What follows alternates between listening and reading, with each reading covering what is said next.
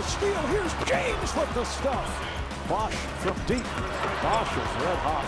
James for three. Just feels like reality has finally set in. And we begin in Chicago, where the Heat were looking to take a 3-1 series lead over the Bulls. The first 3 games of this series featured 12 player technical fouls, 3 ejections, 1 flagrant foul, and $75,000 in fines for a variety of infractions. So let's head to the Madhouse on Madison for Game 4. And what last is year, D. Wade wearing? Last year it was pink pants. This year it's capri pants. No, grown men don't wear capri pants, do they? Started at the bottom, now they're there. Now they're there. Joakim Noah. Tony Kukoc. Talking with 3-time champion Tony Kukoc. And we start with Miami schooling Chicago in the pick and roll. Well, we look at Chicago's defense. We actually have the Warner brothers. We borrowed those graphics, the Z's from the cartoons. Sleep on the weak side and then down 13 points. Coach Thibodeau turns to Rip Hamilton, asks him to come in and try to contribute in some way. First action of this series. First game since Game 6 against the Nets. And he had 11 points in 21-plus minutes, but a little bit of rust early. Well, early it took a while for him to knock it off, and then he got back to doing what he does, knock down shots to try to give his team a chance. Bulls within 10 after that 3. And Bones right here, Dwayne Wade. He's got the bruises on his right knee, and he banged that right knee into Jimmy Butler. Yeah, just before that jump shot, you could see the knees colliding there down on the block, and thankfully he was by the Heat bench to get over there and get looked at before he got back into the game. But getting banged there, had to take a little time out. Good news for the Heat is that he did return.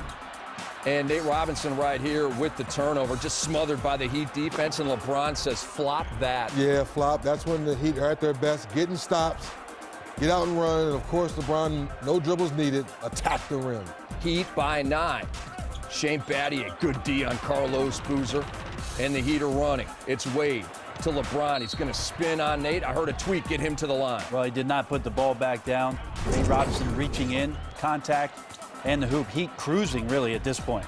They were up 11 at halftime. Nate Robinson misses. Then LeBron James with a sweet pass to Dwayne Wade for the jam. Wade had 6 points, 3 of 10 from the field, and Nate Robinson living a nightmare in Game 4. A nightmare. He says, can I hurry up and wake up and go to a different dream?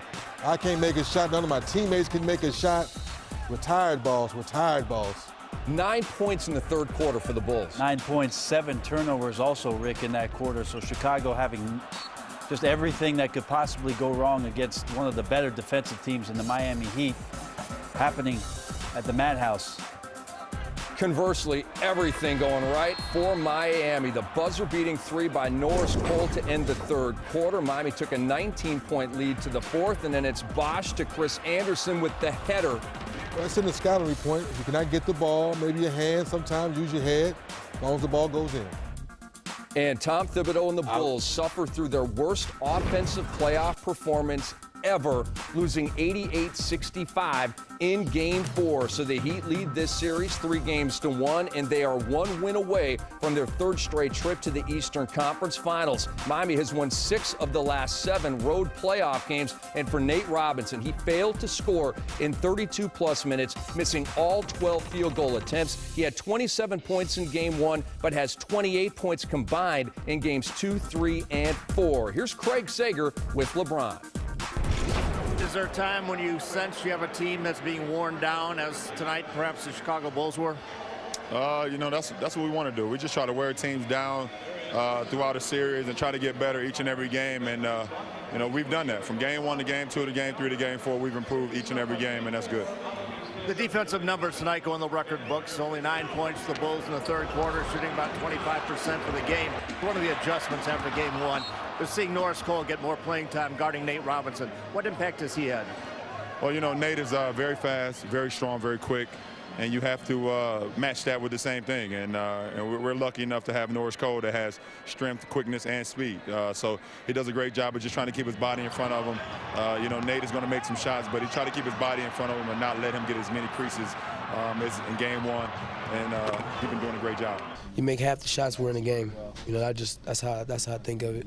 I just think, you know, you have games like that where, you know, you just can't make a shot. But you just got to keep fighting and keep playing. I thought our team as a whole, we continue to play hard. We just, you know, couldn't put the ball in the basket. We got a lot left in the tank.